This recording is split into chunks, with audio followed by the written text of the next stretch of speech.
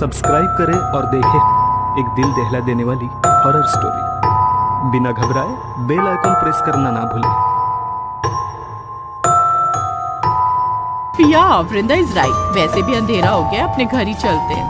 उन्हें लगा कि शायद टीना बिजी होगी, लेकिन वृंदा कहीं ना कहीं समझ रही थी कि कुछ ना कुछ अजीब हुआ है। लेकिन फिर भी डर के मारे वो टीना के घर नहीं जाना चाहती थी, इसलिए उसने बाकी सबको भी जाने के लिए मना कर दिया। अगले दिन सब कॉलेज आए, लेकिन टीना कॉलेज नहीं आई। अरे, कल टीना ने कॉल भी रिसीव नहीं की और कॉल बैक भी नहीं की, और आज वो कॉलेज भी नहीं आई। कहीं उसकी तबीयत तो खराब नहीं हो गई? हमें आज कॉलेज के बाद उसके घर चलकर देखना चाहिए। सब कॉलेज के बाहर टीना के घर जाने के लिए रेडी हुए, लेकिन वृंदा ने जाने के लिए मना कर दिया।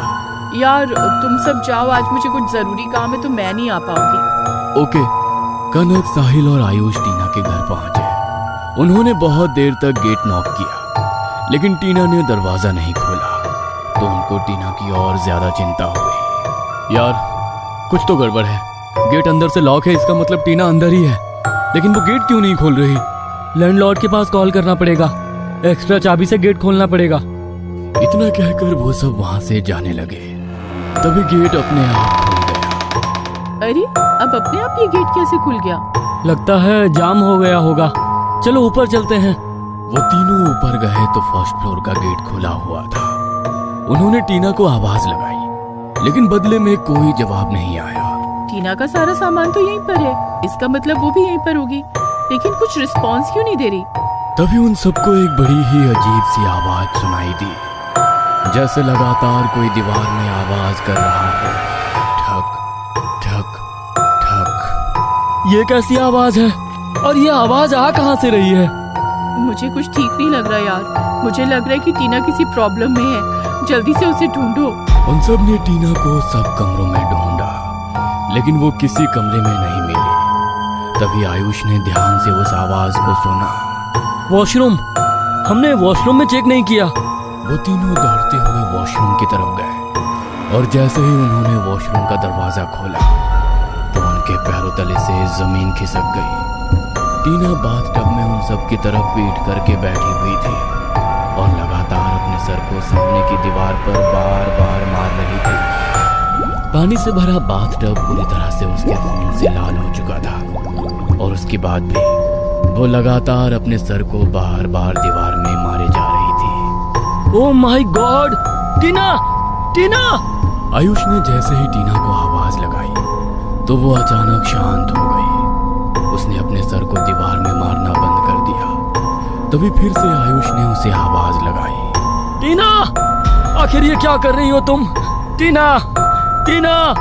इस बार आयुष की आवाज पर टीना पीछे मुड़ी तो उसकी हालत देखकर उन तीनों के रोंगटे खड़े हो गए। उसका पूरा चेहरा खून से सना हुआ था, सर का मांस बाहर को निकल कर आ चुका था, लेकिन फिर भी वो उन्हें देखकर मुस्कुरा रही थी। उसकी ऐसी हालत देखकर उन तीनों की आत्मा मानो उनके शरीर से निकल गई हो। आज से पहले उन्होंने कभी अपनी जिंदगी में ऐसा खौफनाक दृश्य नहीं देखा था। वो उठकर उन तीनों की ओर बढ़ने लगी। डर के मारे उन तीनों की सांसें तेज हो गई। तभी बाथटब से बाहर निकलते हुए टीना का पैर फिसला और वो बाथटब में ही गिर पड़ी। पकड़ो इसे और हॉस्पिटल लेकर चलो। इसकी हालत बिल्कुल भी ठीक नहीं है। अगर ये और थोड़ी देर यहाँ पर रही तो पता नहीं हम इसे बचा भी पाएंगे या नहीं। उसकी हालत देखकर तीनों बहुत घबराए हुए थे। उन्होंने उसे उठाया और जल्दी से हॉस्पिटल लेकर गए। उसकी ऐसी हालत देखकर डॉक्टर भी घबरा गए और उसे इमरजेंसी वार्ड में शिफ्ट कर दिया। कुछ देर बाद डॉक्टर बाहर आए। वो ठीक तो है ना डॉक्टर? उसे कुछ हुआ तो नहीं है? ठीक तो है, लेकिन समझ में नहीं आ रहा कि आखिर इसने खुद अपनी ऐसी हालत कैसे की। ऐसा केस तो मैंने पहली बार देखा है। और इसकी फैमिली कहाँ है? सर, वो तो यहाँ नहीं रहते। हम सब लोग अपने मास्टर्स के लिए यहाँ पर आए हैं और फैमिली से अलग रहते हैं। अच्छा, लेकिन इसकी फैमिली को इन्फॉर्म करो और यहाँ पर बुलाओ, क्योंकि इसे अकेले छोड़ना बिल्कुल भी ठीक नहीं है। अगर इसने फिर से एक बार और ऐसा कर लिया तो इसे बचाना बहुत मुश्किल हो जाएगा। हाँ, हम आज ही इसकी फैमिली को इन्फॉर्म कर देंगे सर। डॉक्टर वहां से चले गए और आयुष ने टीना के फोन से उसके घर पर फोन किया और उसके घर वालों को बताया कि टीना की तबीयत बहुत खराब है। ये सुनकर उसकी माँ और पिताजी उसी दिन बैंगलोर आ गए। कुछ दिन बाद टीना को हॉस्पिटल से छुट्टी मिली। उसके मम्मी पापा उसे लेकर उसी घर में आ गए। वृंदा के अलावा किसी को भी नहीं पता था कि उस रात उनके साथ क्या हुआ था, लेकिन फिर भी उसने किसी को कुछ नहीं बताया। घर में कुछ दिन बीते। टीना की माँ को उसका बर्ताव बहुत अजीब लगा। टीना कभी भी गुमसुम और सहमी सहमी सी नहीं रहती थी, लेकिन जब से उसके मम्मी पापा उसे अस्पताल से घर लेकर आए थे, वो किसी से कुछ बात ही नहीं कर रही थी। बस शाम होते ही अपनी बालकनी में बैठ जाती और मोक्ष द्वार को देखती रहती। उसकी ऐसी आदत उसके मम्मी पापा को भी बहुत अजीब लगी। मुझे मेरी बच्ची की हालत कुछ ठीक नहीं लग रही। मुझे वो सामान्य बीमारी नहीं लगती। ऐसा लगता है मेरी बच्ची पर कोई ऊपरी साया है। देखिए तो कैसे शाम होते ही बाहर बैठकर बस मोक्ष द्वार की तरफ देखती रहती है। निर्मला, डॉक्टर ने बताया था कि उसके सर पर चोट लगी है, तो थोड़े दिन वो ऐसा बर्ताव करेगी। तुम औरतों को हर बात में ये भूत प्रेत और झाड़ फूक ही नजर आता है क्या? चलो अंदर चलकर सो जाओ। राकेश ने निर्मला की बात टाल दी। निर्मला ने टीना को बालकनी से उठाया और उसे उसके कमरे में सुला दिया और वो दोनों भी अपने कमरे में सोने चले गए। उनकी आंख लगे अभी कुछ देर ही हुई थी कि तभी निर्मला के मन में कुछ बेचैनी सी हुई। उसे किसी अनहोनी का अंदेशा हो रहा था। वो अपने बिस्तर पर उठकर बैठ गई। पता नहीं इतना अजीब क्यों लग रहा है आज मुझे। ऐसा लग रहा है कि कुछ बहुत बुरा होने वाला है। मैं यहाँ पर नहीं सोऊंगी। टीना के कमरे में जाकर सोती हूँ। लगता है उसकी चिंता की वजह से मुझे नींद नहीं आ रही। उसके पास जाकर लेटूंगी तो मन में सुकून रहेगा। निर्मला टीना के कमरे में जाने के लिए उठी, तभी उसे जोर से प्यास लगी। वो पानी पीने के लिए किचन में गई, लेकिन जैसे ही उसने पानी की बोतल निकालने के लिए फ्रीज खोला तो उसे लगा कि कोई अभी अभी वहां से भागता हुआ टीना के कमरे की तरफ गया है। वो जल्दी से फ्रीज बंद करके टीना के कमरे की तरफ भागी, लेकिन टीना अपने कमरे में नहीं थी। टीना, इतनी रात को ये टीना कहाँ पर चली गई?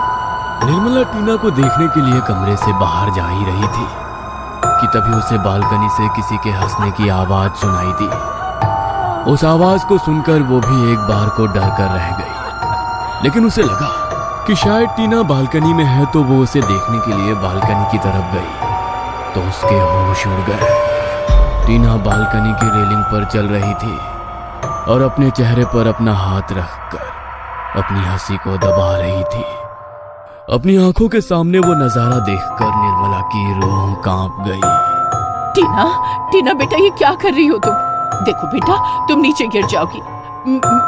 मेरा हाथ पकड़ो और नीचे आ जाओ। आप चाहती हो मैं नीचे आ जाऊं? इस रेलिंग से नीचे? हाँ बेटा, आओ आओ, मेरा हाथ पकड़ो, नीचे आ जाओ। टीना ने हाँ में गर्दन हिलाई और अपने हाथ को अपनी माँ की तरफ बढ़ाया। ठीक है माँ। निर्मला ने टीना की तरफ हाथ बढ़ाया, तभी टीना उसकी ओर देखकर भयानक तरीके से मुस्कुराई और अचानक से पीछे की तरफ मुड़ी और सीधे रेलिंग से नीचे कूद गई। टीना!